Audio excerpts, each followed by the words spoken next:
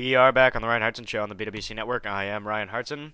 We're going to break down the last of the big games, and then we will pick every game in the NFL. This one shouldn't take too long.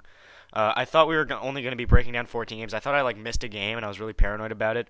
But no, I counted wrong the first time. So we did end up, we're going to talk about every game as we normally do. I just thought I counted wrong. Clearly, what this shows you is I'm a moron. That's it.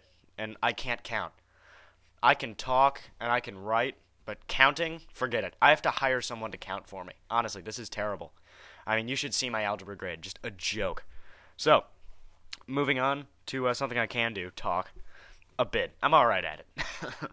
Breaking down the big games this weekend. There are 5 big games this week. I mean, you don't get that often, where there are 5 games that are just dude, I want to watch that game. We haven't had that yet this year, so it's exciting. So this is a interesting weekend because most of the games are kind of interesting, just because they're going to be close because a couple of bad teams playing each other. Then you got some good ones. New England and Buffalo. A lot of people think this is the game of the week. I disagree because I don't buy Buffalo. But it is an interesting game because the media is hyping the Bills like crazy, and I think Brady's going to come in there and just shut them down. Brady and Belichick kicking ass and taking names, really. So it's an interesting matchup just because I want to see what New England does to them. Because give them extra motivation. Sit there all week and go, oh, the Bills are so good. They're for real. They're one of the best teams in the league. And then the Patriots come in, and you haven't talked about them all week. And Tom Brady's he's on pace to throw for 7,500 yards. Motivate that guy even more. Yeah, that's going to work. So the Bills might be in all kinds of trouble this week. But it might be an upset. So it's interesting. It's interesting because if the Bills are for real, they can win the game. So, hey, and this NFL is crazy. I mean, this is the craziest league in sports. So literally anything can happen. And hey, we go back to the theme. The theme of the day. We will see. Houston and New Orleans, the next big game. Man, I want to see 50 points from both teams. I want this game to be 56-51. This is crazy. Matt Schaub and Drew Brees, Andre Johnson and Devery Henderson with Darren Sproles going out, running around like crazy. Neither team does anything special defensively. I want a shootout in this game. Let's go, guys. Just going to be a great, great football game. Saints at home, almost impossible to beat, so we will see with that as well. But just a great game between a couple of great teams, a couple of good teams. New Orleans is a great team. Is Houston? I don't know. And if Houston wins this game, I'm going to put them in my for real list for the first time maybe, ever. Because I've never bought Houston stock much. I did it one year, and that was a mistake. They burned me. But this has to be Houston. If you're not going to do it now, when, right? So this is a step towards proving that you're for real. All you have to do is play well for me. You don't have to win the game, but if you play well, for real. So if they lose by a field goal at the end and you don't make too many stupid mistakes in the game, it might be for real. You never know. Giants and Eagles. Mike Vick back off a concussion. Eli Manning played an average game against the Rams. They still got injury problems. Vick and those receivers against that Giants secondary spells trouble to me. So we will see. LaShawn McCoy might get it going. But if that Giants front four gets a hold of Mike Vick, watch out, people. So the Giants front four is going to have to keep them in it, and Vick can't make too many stupid decisions.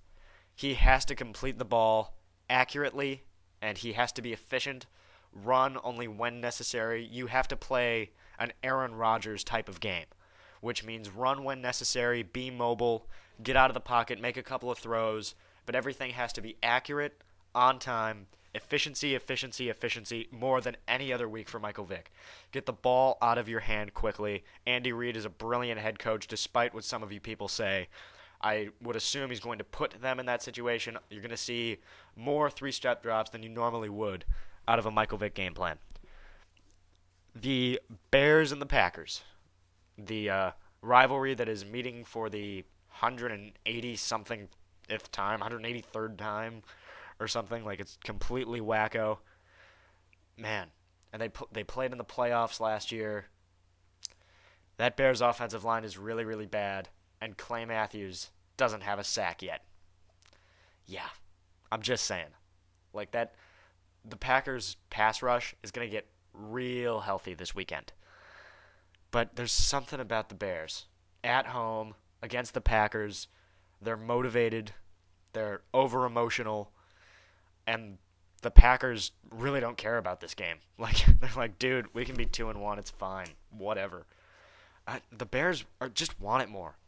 And I think the Bears defense, more than any other defense in the league, knows how to handle Aaron Rodgers.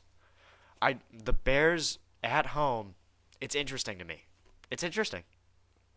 The Bears should be favored to win this game. They just, at home, they know how to stop Aaron Rodgers. You just slow him down long enough and hope Matt Forte makes a couple plays for you. Because you know Cutler ain't completing passes down the field. Our last game, Jets and Raiders. The Raiders are pretty good. They haven't been at home yet. They've been on the road the last couple weeks, so they start off their home schedule in week 3.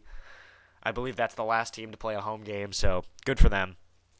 Jets coming into town. How are you going to handle going to the West Coast? How is Sanchez going to play against the Raiders' defense? How is Jason Campbell going to play against the Jets' defense? These are two teams that kind of mirror each other pretty well, but the Raiders are a superior running team. So where's the dynamic going to be there? So we will see. Jets Raiders. It's a great football game, and it's going to be a fun one. This is going to be a fun football game to watch, and comes down to the quarterback. Who's going to play better? Is Sanchez going to outplay Campbell, or is it going to be the other way around? You'd think Sanchez would have this easy, but nothing comes easy to this kid. It's weird. Like, he takes a step forward, takes a step back immediately the next week. I don't know what the hell's going on with him.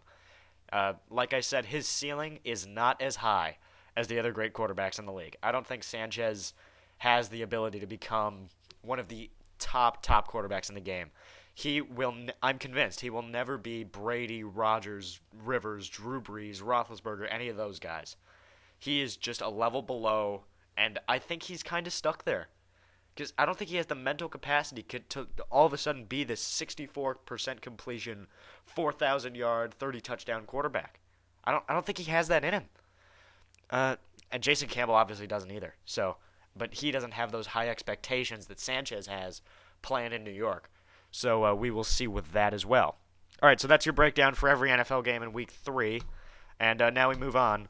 Let's pick the games. We start in Carolina, Jacksonville and Carolina. Panthers at home, Cam Newton. I trust them. I trust Cam Newton more than I trust Blaine Gabbert. I will take the Carolina Panthers. San Francisco and Cincinnati. I don't trust Alex Smith. That's it. I don't trust Alex Smith. Bengals at home. Miami and Cleveland. Colt McCoy over Chad Henne. It's in Cleveland. Peyton Hillis and his stomach flu biceps are going to get it done. Denver and Tennessee. I don't know. Denver. Why not? Kyle Orton. More so than Matt Hasselbeck. I have no idea. Kansas City and San Diego. Let's do... Oh, please. San Diego. Kansas City is just... God. They might be the worst team in the league. Honestly. No, they... Not might be. They are. Kansas City, worst team in the league. It's not even a discussion. Seattle... Well, Seattle's in the running. But they look to be the favorites in the Andrew Luck lottery at this point. Baltimore in St. Louis. Ravens are mad about losing to Tennessee. They should not have lost that game. If they want to be one of the dominant teams in the AFC, same thing as Sanchez. Flacco plays a great game against Pittsburgh, and I come on the show and say, oh, Joe Flacco, he's taking that next step into elite quarterbackdom, and then takes like 3 steps back the next week. I got to think they're going to get it done. Seattle is too banged up, or St. Louis, too banged up, and I just can't see it. Baltimore is mad. Similar to Pittsburgh last week, Baltimore is just pissed off this week. Speaking of Pittsburgh in Indianapolis, Sunday Night Football, please. God, the Colts are bad too. The Colts might get Andrew Luck. Jeez. I mean, they're that bad. They really are that bad. So, Ben Roethlisberger, Pittsburgh. Thank you very much. Detroit and Minnesota, Stafford over McNabb, and the Lions look to be becoming a bit of a powerhouse. And if you win this game, suddenly everybody thinks you're elite. Maybe I won't, but I don't know. Depends on how they play, right? Arizona and Seattle. There is something about Seattle at home. I don't know what it is. There's something about them at home, and I don't think that's going to be there this year. Cardinals. Atlanta and Tampa Bay. Josh Freeman, Matt Ryan, divisional matchup. Matt Ryan is frustrated. I think he will continue to be frustrated. I will take Josh Freeman and the Buccaneers at home. And yeah, we picked that one already. Moving on.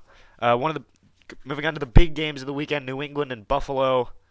The Bills aren't for real. This thing could be a blowout. I think this is going to be nasty. I think Brady is just like, really? The Bills? You think the Bills are for real? Honestly, do you? Patriots, by a lot. I think it's going to be a blowout. Houston and New Orleans. You can't beat the Saints at home. It's going to be a hell of a game. This might be the game of the weekend. It's going to be a total shootout. Saints at home. They win games at home. That's what they do. Giants and Eagles.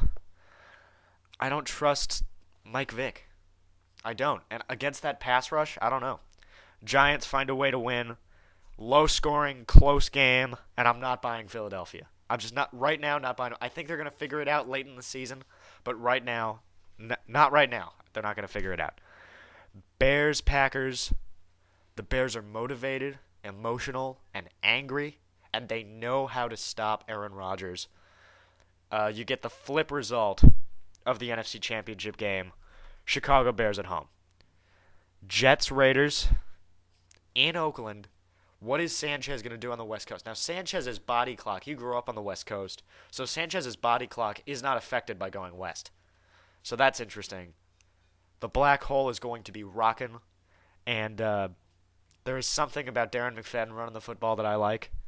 I'm going to take the Oakland Raiders to win that one in my upset of the week. So there you go. Week 3 in the National Football League should be a great one. It was fun being here talking football with you. Corey will be back next week. I will be back on Monday breaking down all of your NFL action in less than 15 minutes. See you then. It's the Ryan Hartson Show on the BWC Network.